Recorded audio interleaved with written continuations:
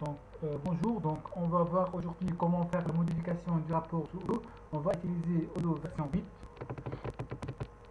Donc on passe maintenant pour voir les étapes de cette présentation. Premièrement, on doit connaître les problèmes à résoudre ou l'objectif à atteindre. Deuxièmement, on va faire la construction d'un nouveau module. Donc troisièmement, on va chercher l'ID du template des rapports de facture sous Odoo. Quatrièmement, on va faire la modification nécessaire dans le module existant, count, qui représente les noms techniques. Et finalement, on installera le nouveau module modification et count. Donc, on passe maintenant pour voir donc, un exemple de facture donc, Odoo. Donc, on essaie d'être en facture.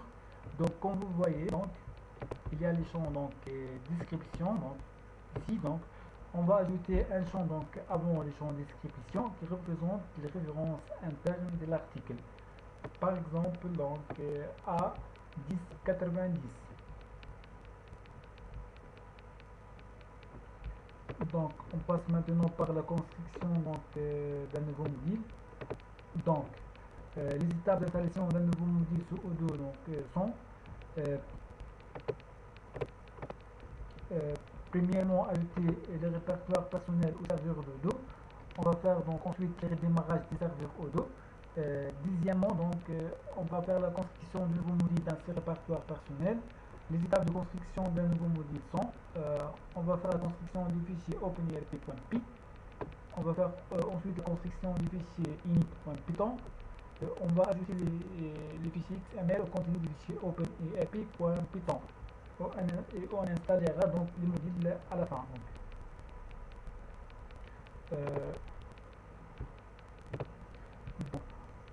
On va ajouter donc notre répertoire personnel. On va chercher OpenIRP, le fichier OpenIRP server. On va ouvrir le fichier OpenIRP server. On ajoute donc ces schémas. Donc, c'est des points programme file Odoo 8 serveur OpenIRP add-on personnel. On va faire ensuite le redémarrage du serveur.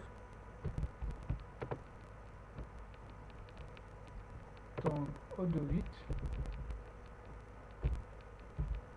On va faire le redémarrage du serveur. Bon. Donc on va chercher notre répertoire personnel. Donc on ajoute donc le dossier modification et count. On trouve le fichier init.python. On va ouvrir le fichier le fichier 8 nécessaire pour la modification. Il y a le fichier openirp.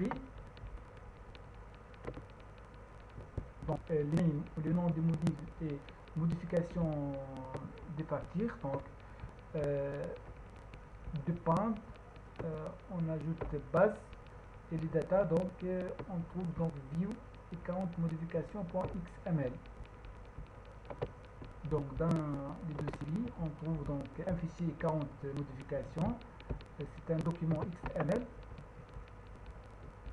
On ouvre donc ce fichier. Donc, on trouve le template, ID donc report invoice document, inherit ID donc account.report invoice document.